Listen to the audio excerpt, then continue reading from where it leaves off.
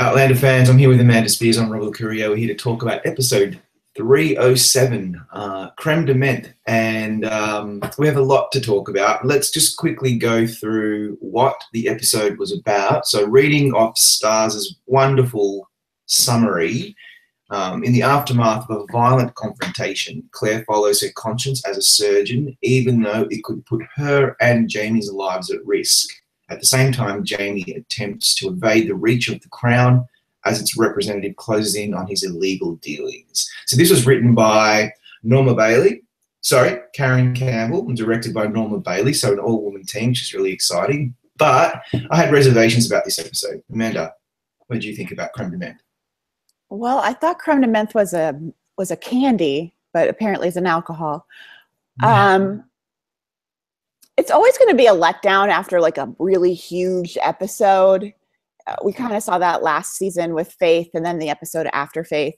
It's always going to be a little bit harder to keep that momentum going. Yeah. And this might be one of those episodes we look back on and see like all these little breadcrumbs that maybe we should have paid attention to. But it wasn't like it's not going to make my like top 10 favorite episodes of the series. Yeah, I didn't find this to be one of the highlights either. And frankly, I think you're right, because we've come off such a high. There was so much hype about the print shop, and we got that episode. And then it's like, I was thinking in my head, and it's so funny that the email that we received from Stars that gives us all the recap material, it says, what would a reunion between two epic lovers be without a bit of trouble? And that's exactly what I was thinking. Like, here we go. They're back. We're all happy again. They could be off frolicking in the tulips, but that's not going to be very dramatic. And so we need to have some big problem that they're going to have to face. And in this one, the guy that's attacking Claire, that she kind of accidentally, fights off, and then he hurts his head. I was just like screaming at the TV, like, just let him die. He was attacking you. What's the problem? But I guess that's not who Claire is. And so we had to go through the motions of her trying to save him. And I was just getting a little frustrated with that. Yeah, and here we go again with another sexual assault or attempted sexual assault, moving the storyline along. Now, I'm sure the book readers know something that we don't know, but just watching it as a series, I feel like the one thing we learned was definitively is that Jamie has another wife. And it took us like 48 minutes to get to that. Yeah.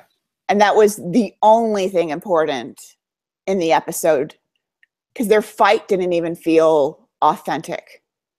No. Because Jamie sent her back to him. I don't think he can be upset about how they raised her. And then, so I'm assuming that the next episodes will be about the wife and that storyline through this episode for that purpose. But we had to also we had to see Claire in her surgeon mode because of what she learnt. Like, there was a reason for all of this stuff. And obviously the illegal dealings is all happening in the background, because that will probably be the catalyst for them having to flee to the new world. But yes, I found some of that a little inauthentic, and it's only because we have just come off a really big high from the last two episodes. To me, the episode before A. Malcolm was even better.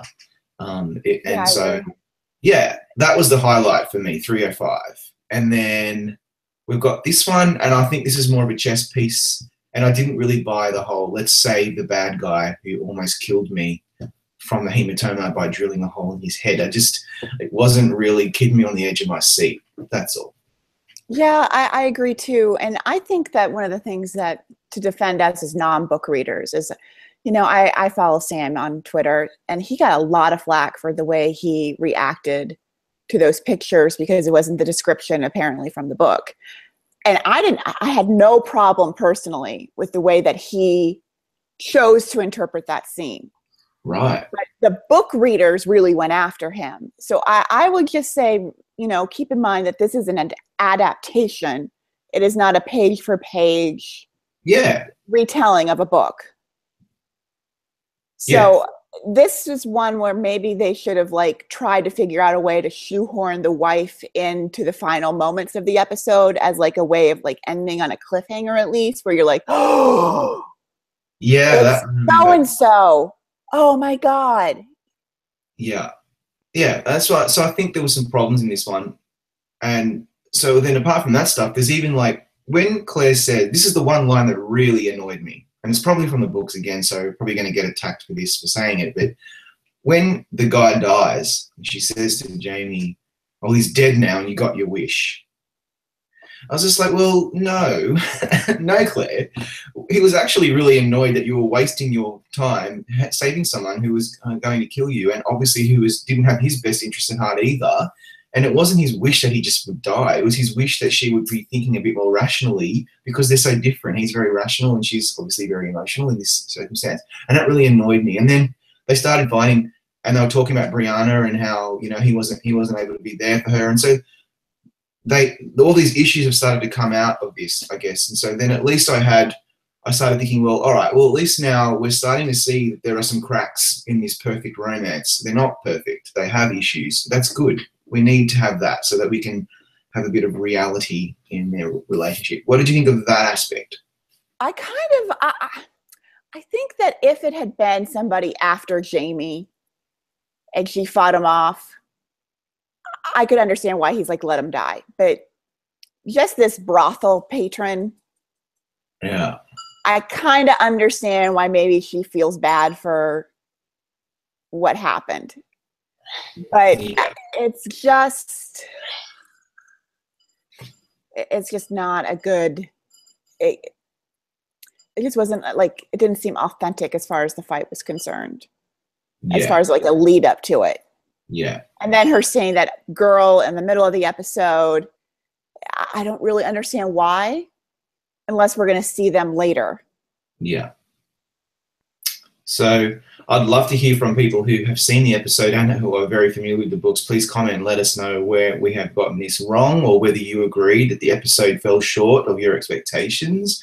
It wasn't like it was the worst thing I've ever seen. It just didn't really grab me as much as the last couple, and that's okay. They all can't be perfect, but I'm really looking forward to next week. I have a feeling we're going to be seeing some more stuff about the wife, or who knows. And I really, really, really cannot wait for them to get to Jamaica.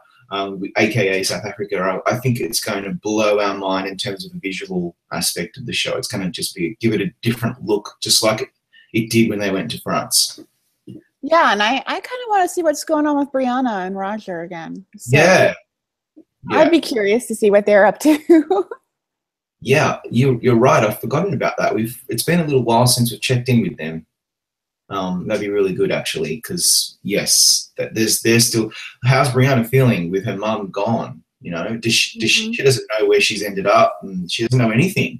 And so I can imagine that there'd be a lot of anxiety on that side of the time zones, or whatever you want to call it. So yeah, I hope we get back to them soon.